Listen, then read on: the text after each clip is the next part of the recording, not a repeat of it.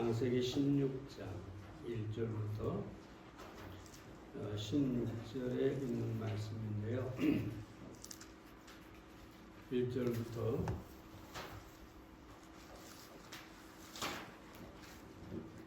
3절까지에 있는 말씀을 받들었으면 좋겠습니다. 아브라함의 아내 사레는 생산치 못하였고 그에게 한 여종이 있으니 애굽 사람이요 이름은 하갈이라. 사레가 아브라함에게 이르되 여호와께서 나의 생산을 허락치 아니하셨으니 원컨대 나의 여종과 동침하라. 내가 곧 그로 말미암아 자녀를 얻을까 하노라 하매 아브라함이 사레의 말을 들으니라. 아브라함의 아내 사레가 그 여종 애굽 사람 하갈을 가져 그 남편 아브라함에게 첩으로 준 때는 아브라함이 가나안 땅에 거한 지 10년 후이었더라.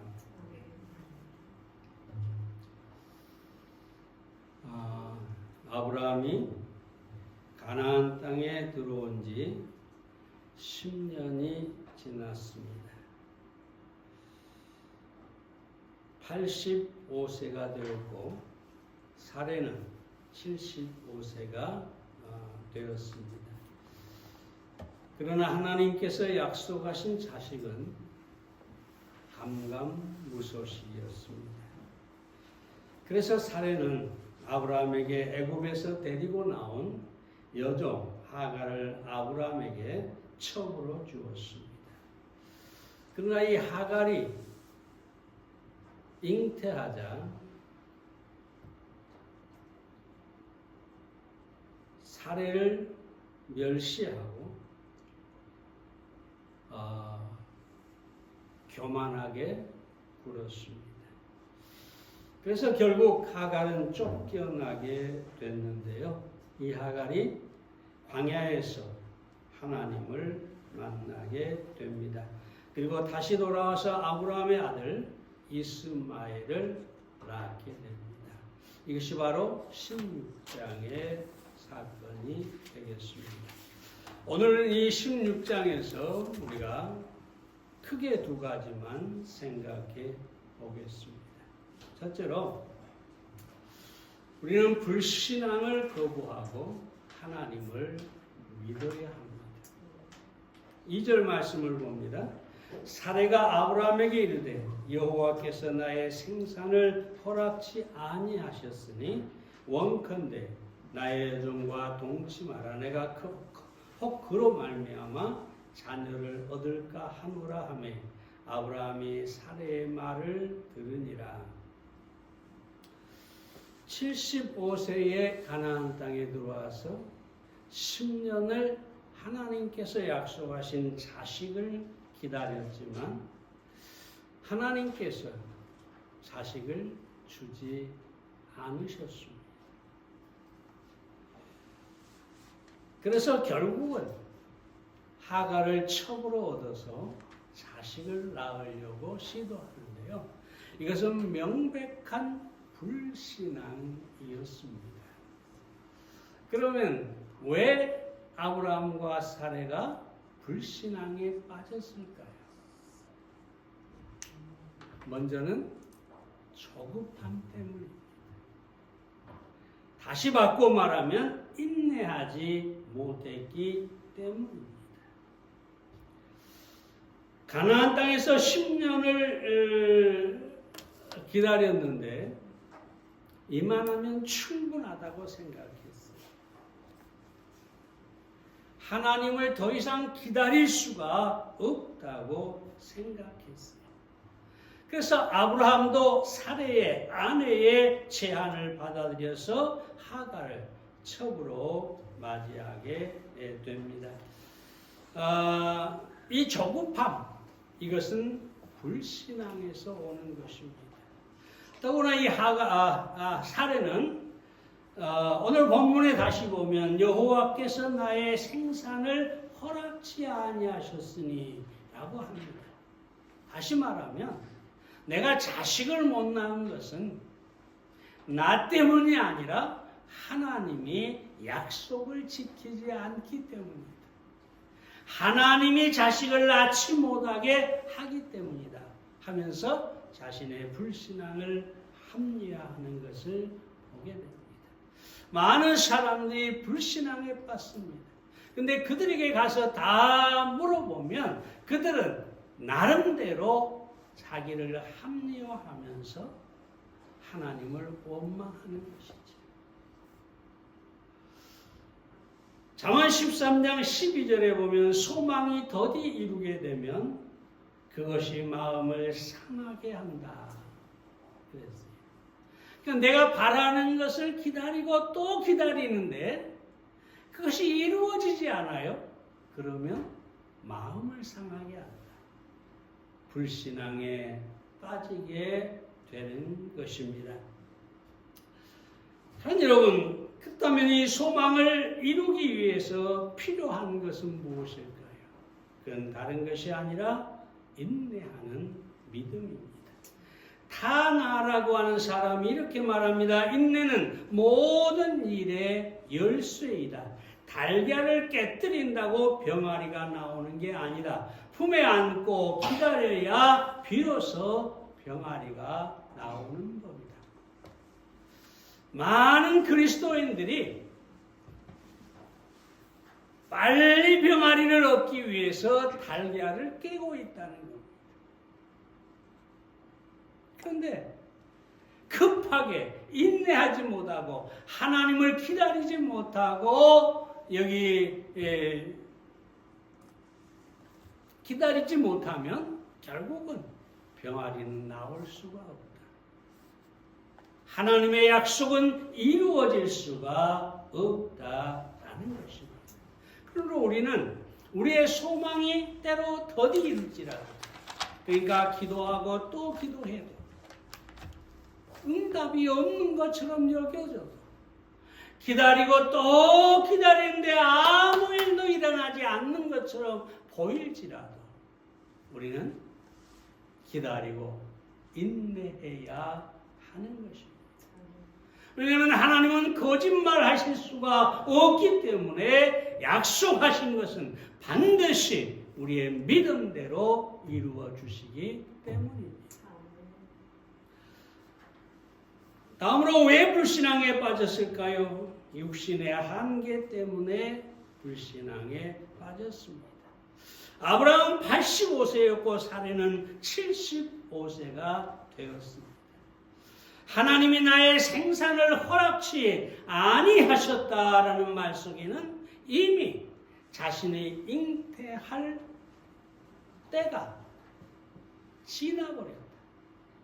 다시 말해서 경수가 끊어지고 여자로서 잉태할 수 있는 몸이 아니다.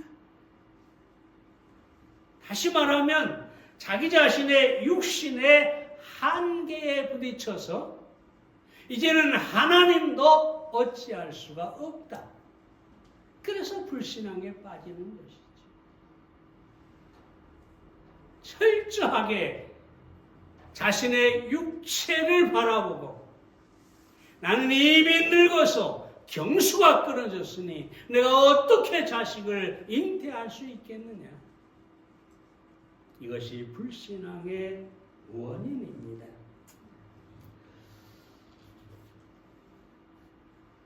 근데 중요한 것은 뭐냐? 우리는 어떤 한계, 그게 육체적인 한계든 아니면 뭐 어떤 일을 하면서 한계에 부딪히든 우리는 그럼에도 불구하고 하나님의 전능하심을 믿어야 합니다.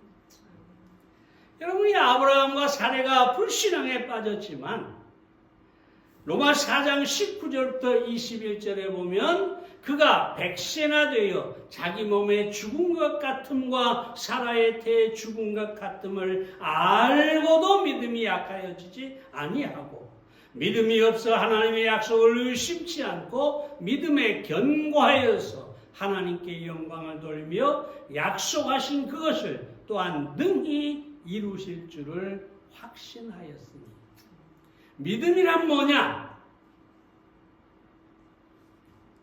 자신의 한계에도 불구하고 전능하신 하나님이 이루실 수 있다는 것을 믿는 것입니다. 많은 사람들이 신앙 속의 불신앙, 그러면 아브라함은 분명히 믿는 사람이었어요. 믿음으로 의를 얻은 사람이었어요. 다시 말하면 구원받은 그리스도인이었어요. 그럼에도 불구하고 하나님을 믿는 신앙이 있었지만 그 가운데서 불신앙에 빠졌다는 것입니다. 오늘날 많은 그리스도인들이 아브라함처럼 신앙 속에 불신앙을 가지고 있는 것이죠. 참 여러분, 하지만 아브라함은 그 불신앙에 계속 머문 것이 아니었어요. 하나님께서 나는 전능한 하나님이라 그렇게 말씀하시자 아브라함은 그렇다. 비록 나는 늙었고 내 아내의 경수는 끊어졌지만 전능하신 하나님은 능히 내게 자식을 주실 것이다. 능히 사례로 잉태하게 하실 것이다. 불신앙을 하나님의 전능으로 이겨내고 그 약속을 온전히 믿었던 것입니다. 자, 여러분, 우리는 이 아브라함처럼 하나님의 전능으로 우리의 한계를 뛰어넘는 신앙을 가질 수가 있어야 합니다. 하나님께서 무엇이든지 이루실 것이라는 믿음을 가져야 합니다. 사방으로 벽이 막히고 어디에도 길이 없을 때 그럼에도 불구하고 우리는 하나님의 전능을 믿어야 합니다.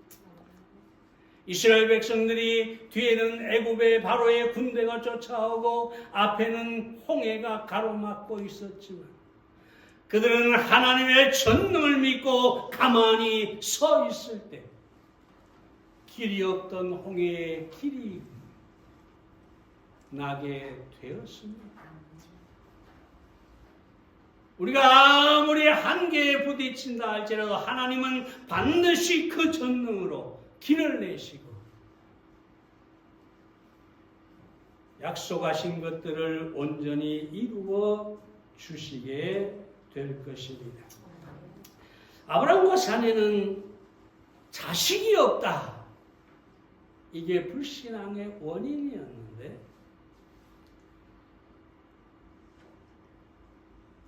내 자식은 하나님의 약속 안에 있다.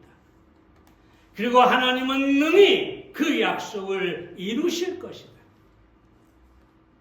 자, 여러분, 우리는 그런 믿음을 가져야 합니다. 지금은 없고, 지금은 한계 안에 갇혀 있는 것 같지만, 하나님의 전능과 약속을 믿고, 우리는 그 불가능을 뛰어넘을 수 있어야 하겠습니다.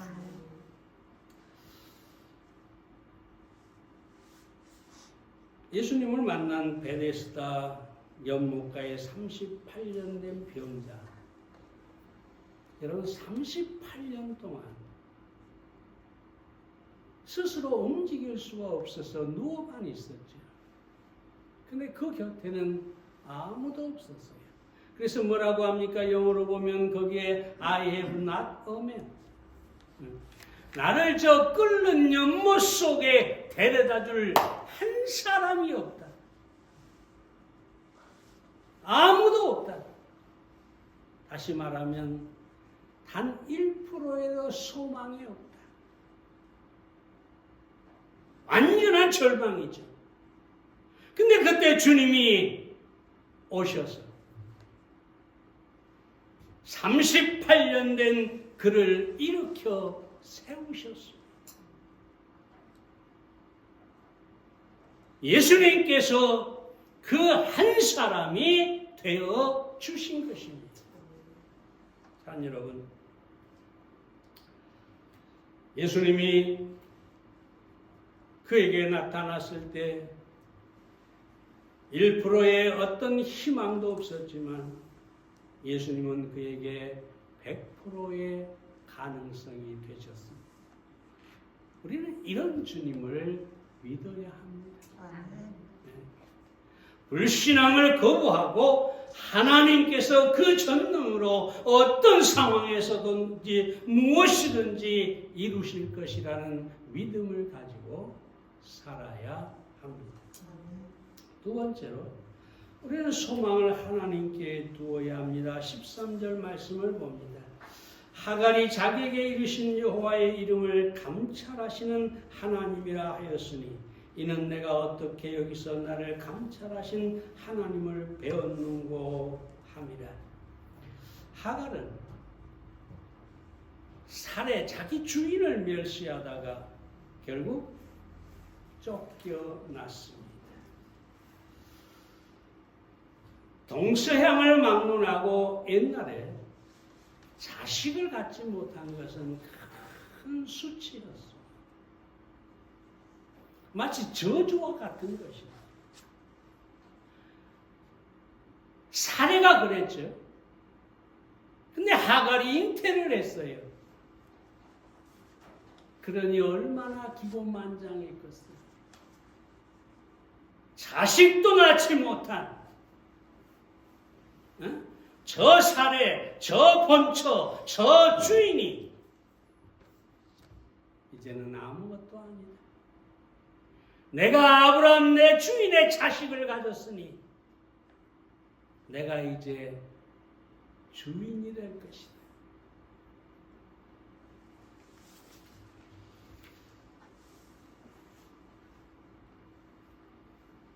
그러자 이제 사례가 아브라함을 향해서 원망을 하죠.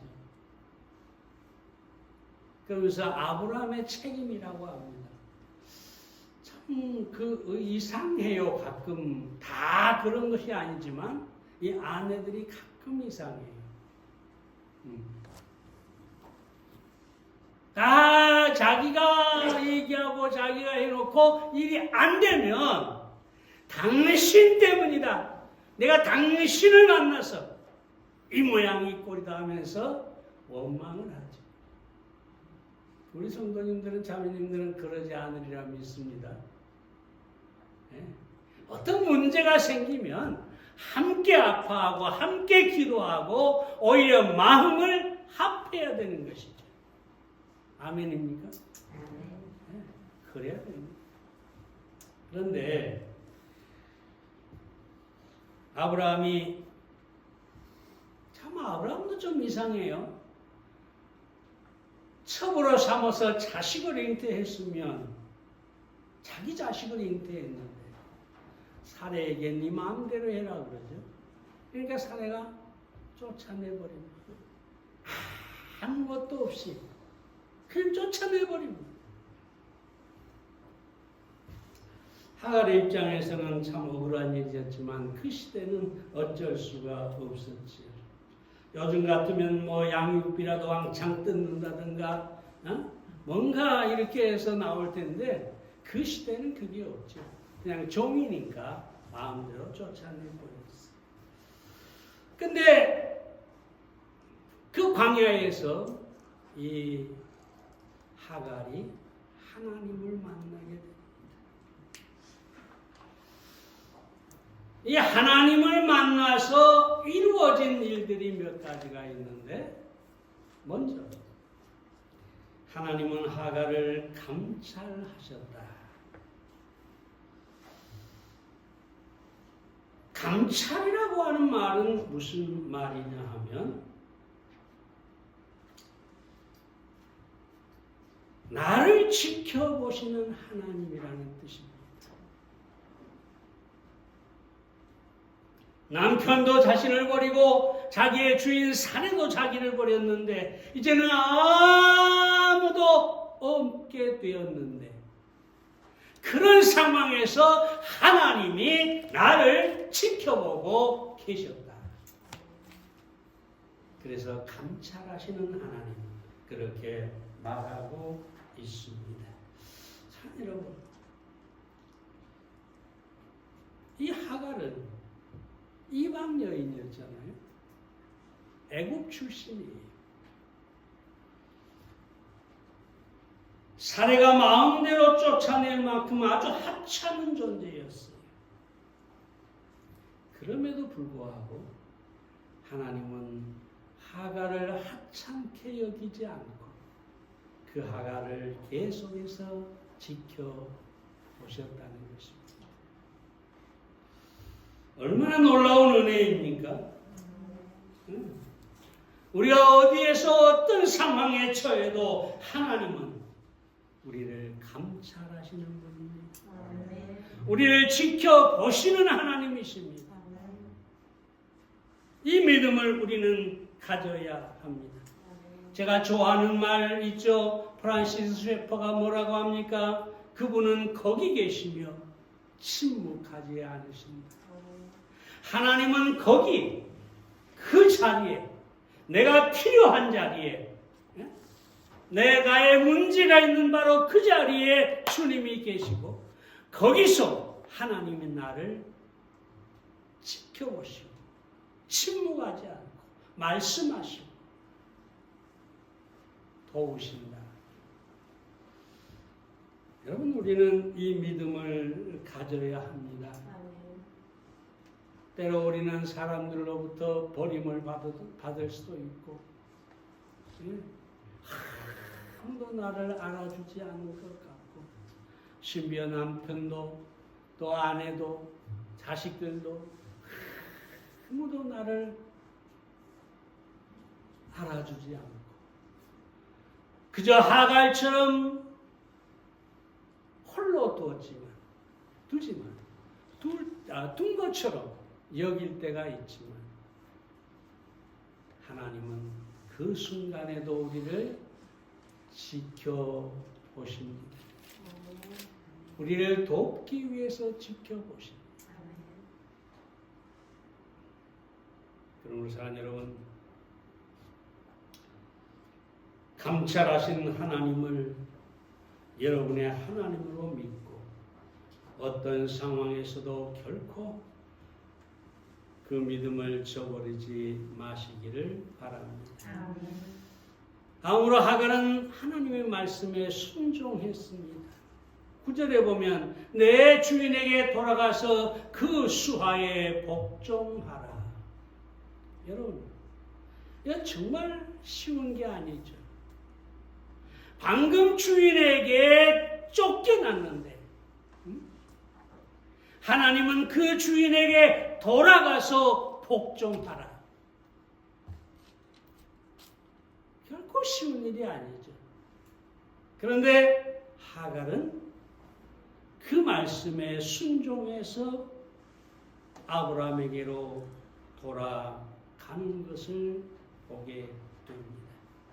사랑하는 여러분, 어쩌면 가서 매를 맞거나 더 많은 핍박을 당하거나 아니면 심지어 당시의 풍습이나 이런 걸 볼 때에 죽일 수도 있는 것이죠.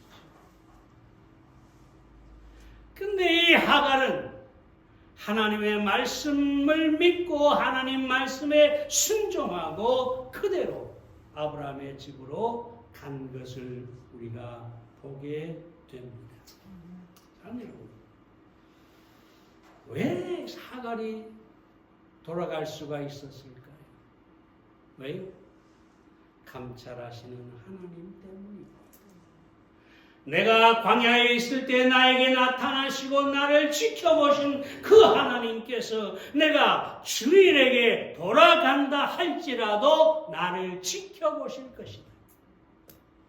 나를 도우실 것이다. 나에게 약속하신 대로 내 아들을 통해서 수많은 민족을 이루게 하실 것이다. 여러분, 순종은 그 결과가 어떠하든 그 순종하는 마음, 순종하는 행위를 한다는 것은 그리스도인에게 최고의 축복입니다.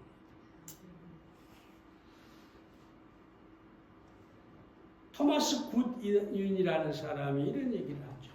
가룟 유다도 그리스도의 말씀을 들었다. 이게 무슨 말이냐? 그 다음 말은 생략해 있는데 가룟 유다도 예수님의 말씀을 들었다. 하지만 그는 순종치 않았다. 그 말씀대로 행하지 않았다라는 말이 생략되어 있는 것이죠. 사랑하는 여러분, 순종만이 축복을 가져옵니다. 순종만이 소망을 이루게 하는 것입니다. 하나님을 떠나 불순종하면서 하나님의 어떤 축복도 우리가 가진 어떤 소망도 이룰 수가 없게 되는 것입니다. 그러므로 여러분, 우리는 때때로 순종하기 어려울지라도 순종해야 합니다. 종종 사람들이 그런 사람들이 있어요. 교회를 안 오는 이유가 뭐냐면 교회 가면 불편한 사람이 있다는 거죠. 만나기 싫다는 거죠. 대부분의 많은 그 교회 다니는 분들이 그렇게 생각을 하고 그리고 신앙을 떠나버려요. 그러나 여러분, 우리는 하갈에게서 배워야 합니다. 자기를 핍박하는 사례가 있는 곳, 자신을 쫓아내고도 아무런 양심의 가책이 없는 아브라함, 그들이 있는 곳으로 하갈은 가서 하나님 말씀대로 순종했습니다. 여러분, 핑계 대지 마시기 바랍니다. 앞으로 여러분에게도 어떤 시험이 있을 수가 있어요. 네? 때로 제가 여러분을 실망시킬 수도 있어요. 그러나 잘 들으세요. 하갈을 본받아야 합니다. 불편해도 힘들어도 하나님의 말씀에 순종하고 주님 안에서, 교회 안에서 함께 살아갈 때 축복이 있는 것입니다. 마지막으로 하갈은 광야의 샘을 부엘라 헤로이라고 했습니다. 부엘라 헤로이. 이 뜻은 뭐냐면 나를 지켜보시는 산자의 우물이라고 합니다. 감찰이 나를 지켜보신다라는 뜻이라면 이 부엘라 헤로이는 산자의 우물, 나를 지켜보시는 산자의 우물이다. 사랑하는 여러분, 하갈은 거기에서 생수를 마셨고 그리고 변화가 시작이 되었습니다. 사랑하는 여러분, 이 부엘라 헤로이라는 이 우물은 우리에게 예수님을 보여주는 것입니다. 요한복음 7장 38절에 보면 나를 믿는 자는 성경의 이름과 같이 그 배에서 생수의 강이 흘러나리라 하셨습니다. 계시록에 보면은 이 예수 그리스도야말로 생명수가 되신다고 합니다. 우리가 예수 그리스도, 부엘라 헤로이, 이 예수 그리스도를 우리가 믿고 주님과 함께 한다면 우리 앞에는 큰 축복이 오게 될 것입니다. 마지막 얘기만 하고 마치겠습니다. 미국 역사상 가장 감사장을 가장 많이 받은 사람이 데일 로저스라는 여성입니다. 엄청난 성공을 거둔 사람이죠. 녹음 예술, 영화, 텔레비 아주 성공을 거둔 사람입니다. 그는 자기가 거둔 성공만 가지고도 얼마든지 일생 동안 편하게 살 수가 있었습니다. 그러나 그의 눈은 성공에만 머물지 않습니다. 고아와 버림받은 아이들, 정신지체아들, 불행한 어린이들을 돕는 바로 그 일에 눈을 돌렸어요. 수많은 자선 행사를 했는데 5,000번 이상을 개최하고 주관했다고 합니다. 얼마나 대단한 일입니까? 5,000번. 그냥 몇 번이 아니라 몇십 번이 아니라 5,000번 이상을 이 고아들을 위해, 지체 장애자들을 위해, 불행한 사람들을 위해 자선 모금을 했다고 하죠. 그 내가 책을 하나 썼는데 어려운 때 하나님이라는 책입니다. 거기에서 이렇게 얘기합니다. 나는 마약에도 빠졌고 인생의 밑바닥까지 떨어져 쓰레기같이 되었었다. 그런데 나를 구한 것은 성경이었다. 성경 속의 인물들은 모두가 어려움을 신앙으로 극복한 사람들의 이야기다. 나는 그들에게서 격려를 받았다. 그리고 마지막에 이렇게 말합니다. 어려운 때를 이길 수 있는 해독제는 예수 그리스도이다. 어려운 때 그때 나를 건지시고 나를 도우시고 내게 복을 주실 분은 오직 예수 그리스도다. 자, 여러분, 예수님이 여러분의 인생에 부엘라 헤로이가 되시기를 바랍니다. 나를 지켜보시는 여기 산자의 우물이신 예수 그리스도가 여러분의 인생에 축복을 가져오게 하시기를 바랍니다. 기도하겠습니다.